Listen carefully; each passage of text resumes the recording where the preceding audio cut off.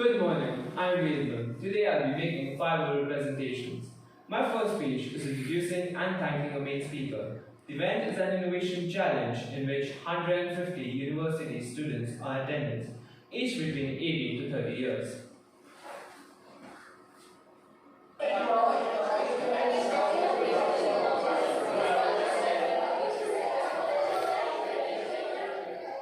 Good evening, ladies and gentlemen. It is my privilege to introduce our speaker tonight who is going to talk about innovation. This is a subject in which you all should be deeply interested because innovation has always been a part of human history. Our speaker is an Indian scholar, although having spent almost his entire career teaching students at top universities like Indian Institute of Technology, Bombay, Indian Institute of Management, Ahmedabad, where he is a visiting faculty, and Center for Management in Agriculture. He has received numerous awards which include Padma Shri Award, Science and Society Award, Asian Innovation Award, and Pew Conservation Scholar Award. He wrote the book, Grassroots Innovators, Minds on Margin Are Not Marginal Minds, in 2016, published by Penguin Books India.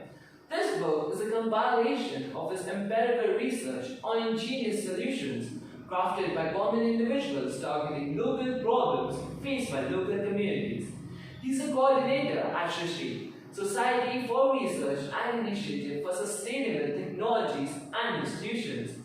He had Executive Vice Chair at National Innovation Foundation, where he is a member of its governing body.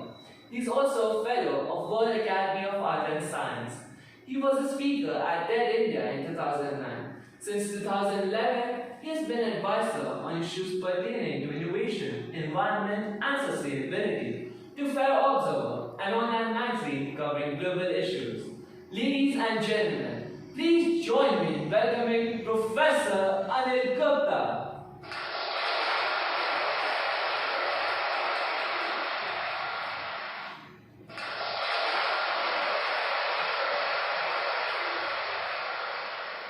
Thank you, Professor, for enlightening and entertaining presentation. I'm sure you have aroused the innovator inside each and every one present here, including myself. It was a pleasure to know how innovation can come from any part of the world. You cited an example of a cycle which can be used on both land and water, made by a honey seller from the streets of a small village in India named Champaran, to deliver it for villas or means to slums of Brazil where they were unreachable. With minimum or low resources, these people have shown that if you have an idea and want that idea to materialize, then nothing can stop you from achieving it. Mr. Gupta, your Shodhyatra meaning research work course is truly an outside of the box concept. Under this, you take management students to different parts of the countries to learn from local communities and study the knowledge systems. This course is derived from your own experience of walking through the length and breadth of the country, interacting with farmers, traditional knowledge holders, grassroots innovators, and innovative students.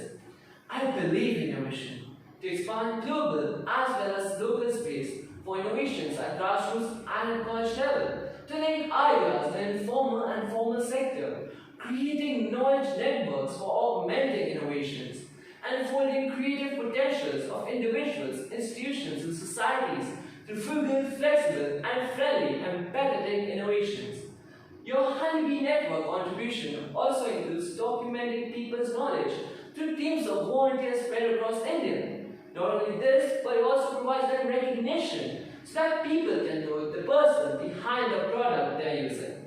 Once again, we would like to thank you, Professor, for accepting our request at such short notice and inspiring students here and worldwide. Thank you.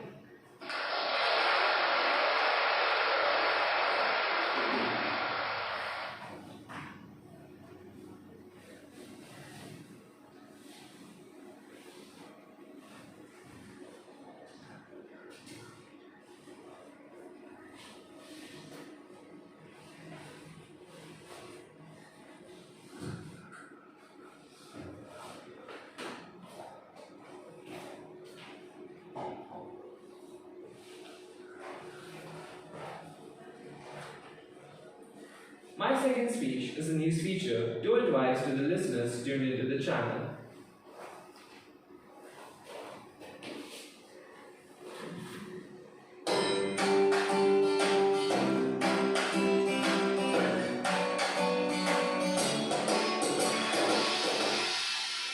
Good morning, everyone. This is RJ Jordan, and you're listening to 93.3 The Eagle, so stay tuned. Welcome to our segment, What's Happening in the World?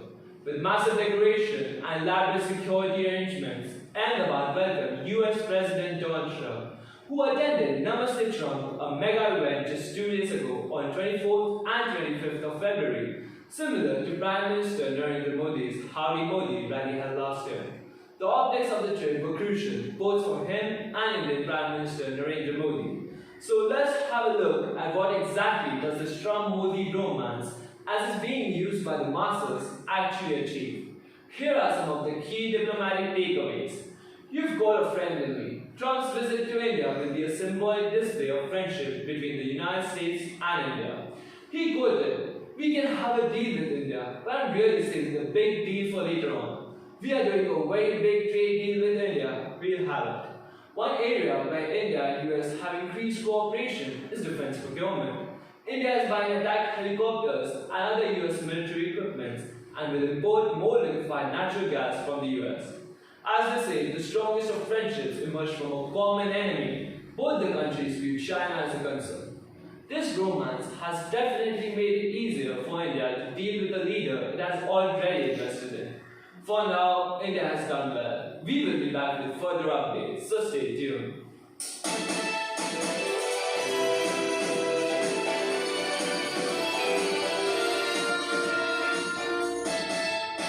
Hello everyone, this is RJ Ved and you're listening to 96.6 ATCL Radio, so stay tuned. Welcome to our new segment, What's Happening to the World? As you are aware, America's new mascot and living embodiment for what they stand for. In other words, guns, capitalism, and fried food. Mr. Donald Trump, also the President of the United States of America, has landed in India. I'm loving the relations and brotherhood between our two countries. I mean, such similarities, even with the wide economic disparities. What is the solution to any problem both the leaders of the countries face? Build a wall. You want to keep unwanted immigrants out? Build a wall. You want to hide slums and poverty your economic plan created? Well, build a wall.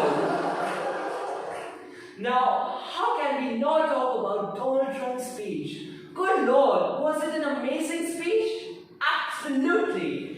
I, for one, was truly touched by the immense show of love and affection by both the leaders of the countries. It felt like a closeted love, if you know what I mean. But the last time I saw someone butcher language this bad was when Anil Kapoor tried to speak English at the Oscars. In today's Asian era, America has only two things to offer: weapons and instruments of war. Under the guise of an arms deal, he also offered to sort differences between India and Pakistan.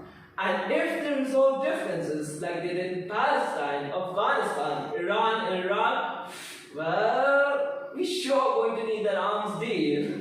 America is trying to fight a proxy war with China using India as a human shield. But our leader is way too much in love with American glamour to realize that. Our only hope is that he doesn't sell the entire country and fly into the sunset with his best friend Donald Trump. We will be back with further updates, so stay tuned.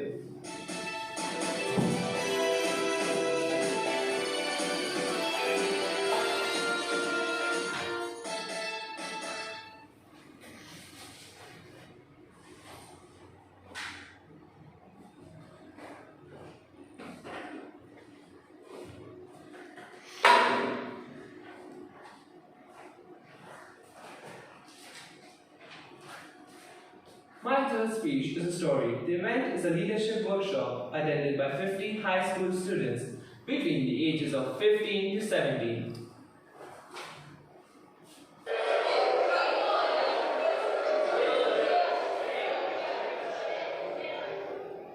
On the first day of the workshop, we were asked two questions. First, who wants change? Everyone had raised their hands, but when we were asked who wants to change, only a few hands went up. Good afternoon, I'm Ved Loondh. I'm delighted to share the story from the book titled Who Moved My Cheese, written by Dr. Spencer Johnson. The story revolves around a maze. I'm sure everyone knows what a maze is, right?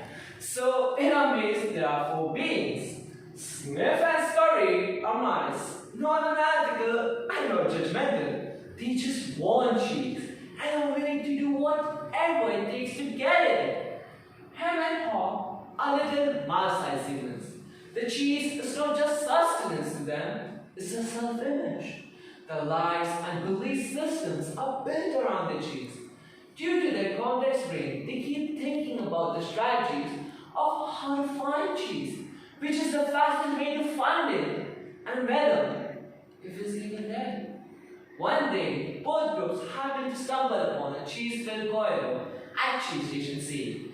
Content with the fun, the humans established routines around the daily intake of cheese, slowly becoming arrogant in the process. One day, Smith and Scurry arrive at Cheese Station C, only to find no cheese left. But they are not surprised.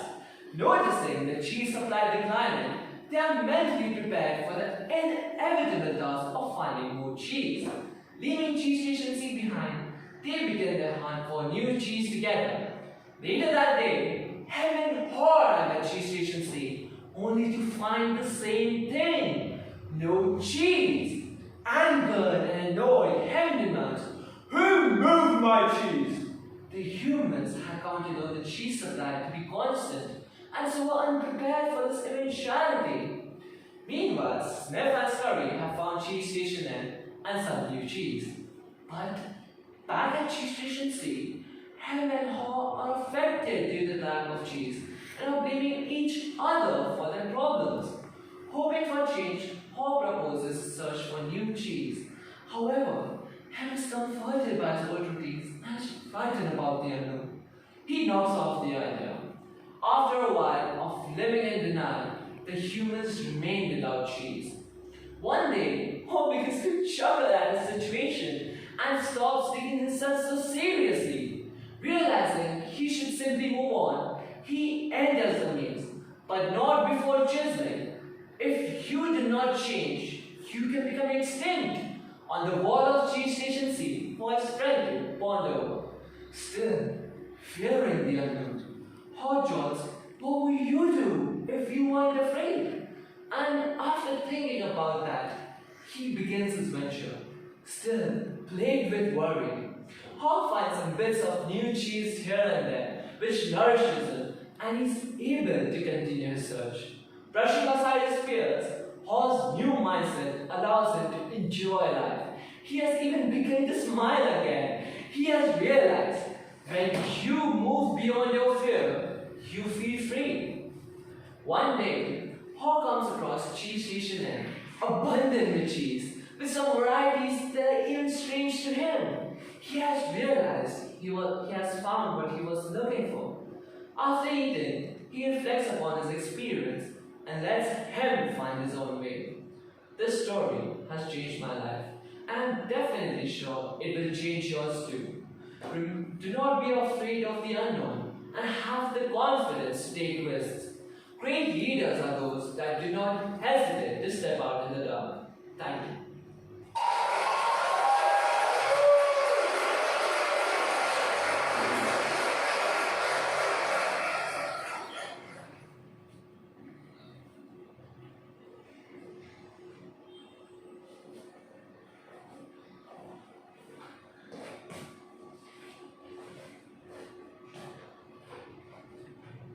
My fourth speech is a sermon. It is being delivered at a religious festival called Tattva, attended by 300 people of the ages 25 and above.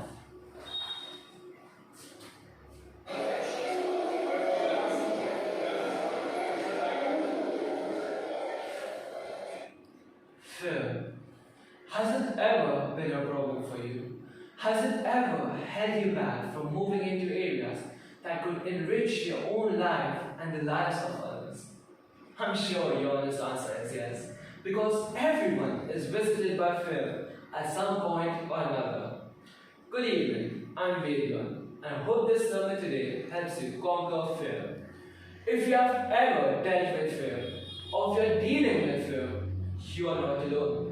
Fear is one of the biggest problems we all must face if we truly want to live life to its fullest. But I have good news for you. There is a solution to fear. One of the many benefits available to us is freedom from fear. But in order to receive that freedom, we must be prepared to face fear head on.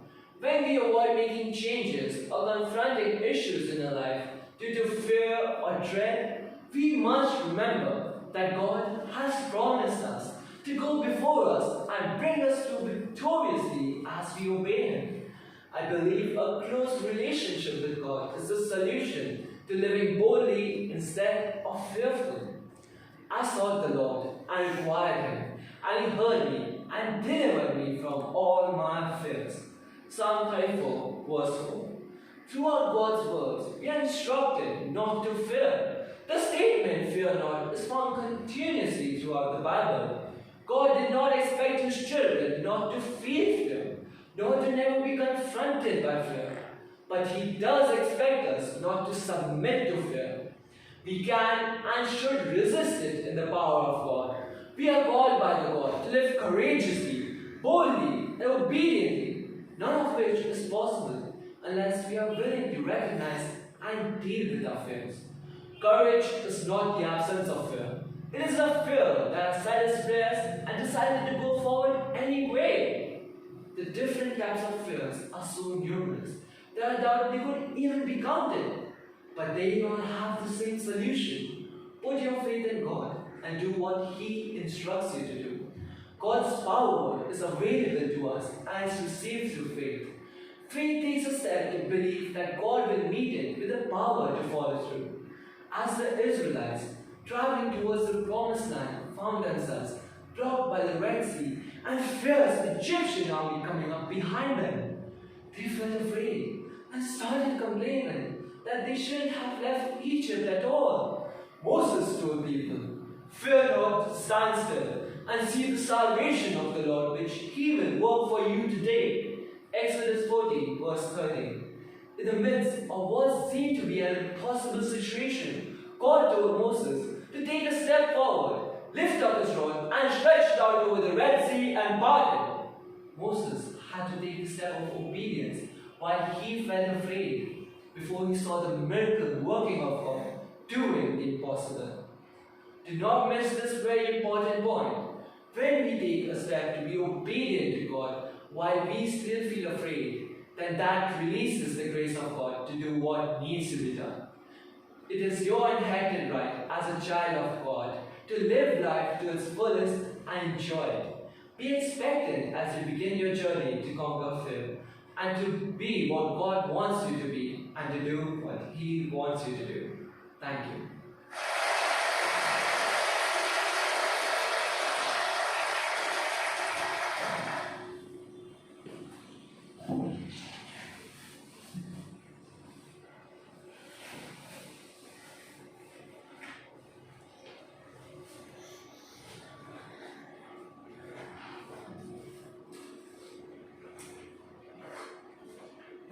My fifth speech is a persuasive speech on a moral issue. The event is a parenting workshop in a prominent school. 20 parents and teachers are in attendance of the age group 25 and above.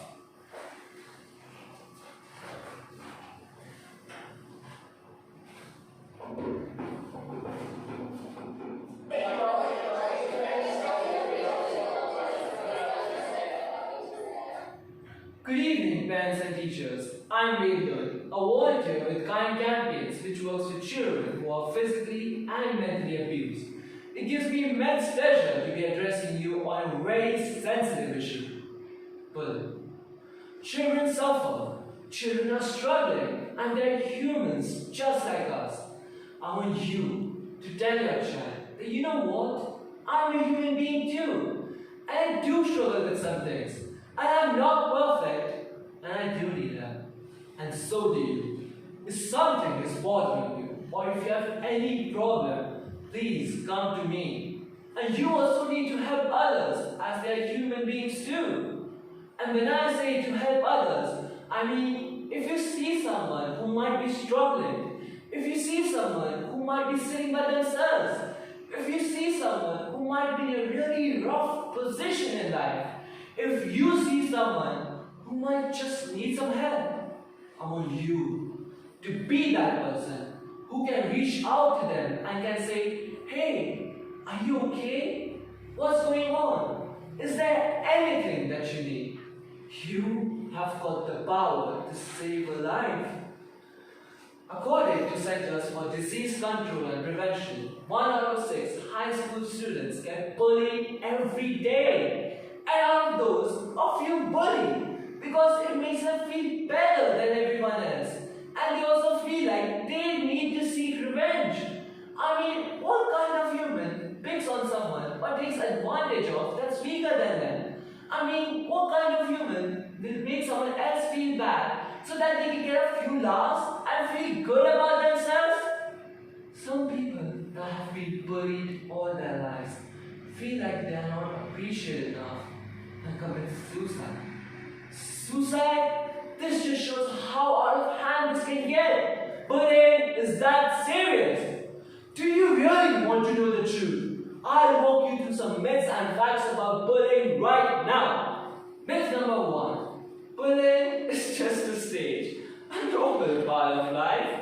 The fact is, bullying is not normal or socially acceptable behavior. We give bullies the power by our acceptance of this behavior. Myth number 2.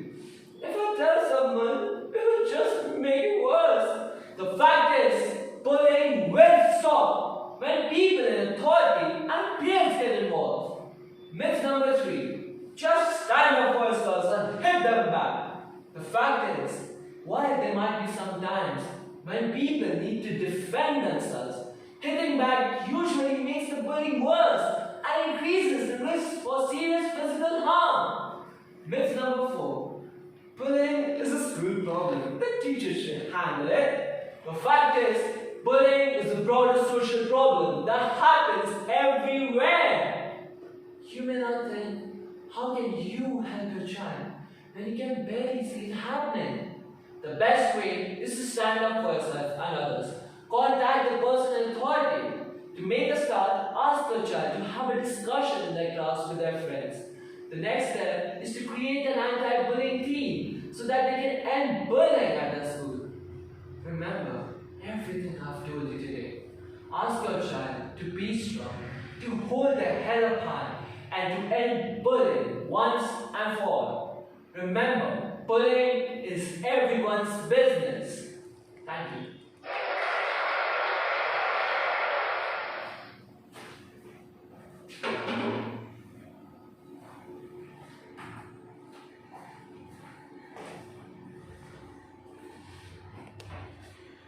Moving on with my reflection task, beginning with performance program. My starting point was deciding which speeches would suit me. Given the choice to choose 5 speeches out of 7 prompts was very difficult for me. So I decided to choose speeches which would suit me but at the same time would be challenging for me. While selecting my topics, I made sure the topics that I selected were connected to me in some way or another, because then that would release the natural beauty of those speeches as they would come from my heart. I had many external influences in a social context over a long period of time. Like Professor Anil Gupta has had a huge influence on me from a very young age. He taught me not to view a problem as it is, but to see the solution which is hiding inside it, or perhaps around it. I always wanted to be like Professor, so I decided to give valuable lessons through maximum of my speeches. And when I first saw the prompt of narrating a story, I immediately remembered the story which was narrated by a teacher in high school. I then and there decided that if I had to narrate a story, it would be the story of Who Moved My Cheese. So while I was planning my speeches, I came across a very interesting image of a sandwich whose top slice of bread was labeled as introduction, the stuffing was labeled as the content, and the bottom slice of bread was labeled as the conclusion. So I thought to construct my speeches in a similar manner. So while I was making a sandwich for myself, I realized that if I forget to put a slice of bread, my whole sandwich would fall apart. And same for my speeches. If I forget to put my introduction or conclusion, then my speeches would be meaningless and would have failed to deliver the message that I wanted to convey through. So keeping my two slices of bread ready, I moved on to the stuffing, or you could say the content, beginning with introducing and thanking the main speaker. I first talked about Professor's achievements and later thanked him for teaching us how innovation can come from any part of the world. Moving on to news feature for two contrasting news channels, I talked about the leaders of US and India and how they taught us how important and valuable friendships are, no matter what the world thinks of it. For my story, I wanted to teach people how they can move out of their comfort zones so that they could do things which they always wanted to do or believed they never could. But many people would come to me and ask me, how? How could they? With so many dangerous things outside. The best example in today's world is the COVID-19 pandemic. As the number of patients rose, so did the fear in hearts of people. I have suffered from thanatophobia, the fear of death. And I'm overcoming that fear of mine with the help of my family, friends, and loved ones, and by putting my faith in God. And I wanted to teach people how they can put their faith in God through my sermon.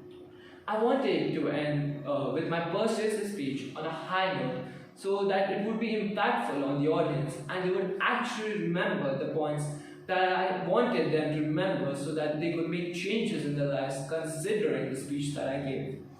So it was really important that I had to create a balance and variety for the audience so that all my speeches would be more impactful and powerful. So starting with introducing and thanking a main speaker, I chose university students because at this stage of their lives, problems only begin to start, and knowing how they can find maximum number of solutions with the aid of innovation would be really helpful for them. For my speech, for my story, I wanted the audience to be high school students because they have never gone out of their comfort zones and now they fear it and they need to get out of there to learn new skills and which would be helpful for their growth. For my sermon, I targeted adults and young adults because they simply let go of numerous opportunities due to their fear. Knowing how they can overcome their fears by putting their faith in God would be enriching for them and the people around them. Bullying is and was a rising issue in today's society, so it was very important to educate parents and teachers on this issue so that it doesn't affect their child's mental and physical health. So I had to do an intense research to gain a greater understanding of bullying. So I heard and read interviews of psychologists and interviewed my peers who were once bullies and once were bullied, and jotting all those points which was necessary for parents and teachers so that they could identify bullying at a very early stage. Moving on to personal response, challenges and reflection. My biggest challenge was overcoming my stage fright. I remember when I was chosen to represent my school at YMCA competition, and when my name was called out and I had to deliver my speech, seeing such a huge audience just waiting to hear what I had to say made me really nervous, and I forgot what I had to say and what I had to do. I simply walked down the stage with this new fear of mine. I took ATCL as a challenge to overcome this fear of mine. So the skills needed to approach the challenge was that I needed to remember my speeches as thoroughly as possible so that I could deliver them with ease regardless of time or place. So the choices that I made for staging was that I kept my props to the minimum. So because I tend to get nervous while staging and tend to lose focus on my speeches. And what I've discovered by working through the challenge is that the audience isn't my enemy. They want me to succeed. While I was sitting in the audience, I saw a boy who froze just like me. I wanted him to continue, no matter how much he stuttered or stammered, because it didn't matter. And when I looked at the rest of the audience, they had the same concern on their faces.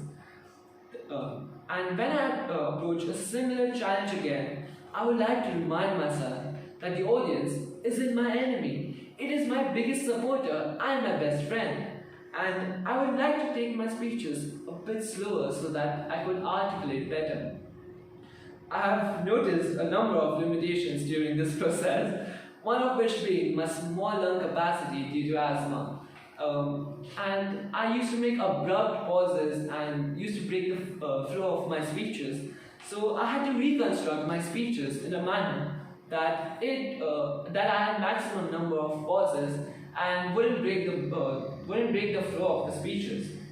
And I lacked each and every quality that a public speaker consists of, like confidence, interacting with the audience, connecting with them. So I had to work on each and every one of that quality from the very first day.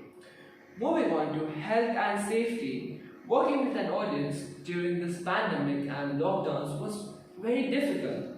And when I saw a person holding a seminar on Zoom, and I thought, why can't I do the same thing? So I contacted my friends and family, they contacted their friends and family, and so on. And in the end, I had an audience between 75 to 100, which not only helped me to conquer my fear, but also gave me constructive criticism so that I could work on my vocal dynamics such as pitch, pause, volume, articulation, inflection in a better manner so that my speeches wouldn't sound monotonous. For my physical and vocal health, I tend to sing at different pitches to open my vocal cords and relax them. I use these two thumbs of mine to build up pressure slowly and steadily, and then again slowly and steadily releasing the pressure to massage my throat. I started cycling months prior to this exam because to build up my lung capacity. And for sustaining focus and energy, I started with the speeches which required the minimum amount of focus and energy, building my way to the speeches which required the most amount of focus and energy. In the end, I would like to say that this exam has gained me a lot of knowledge and experience. I'm thankful for the friends that I've made during this exam. Thank you.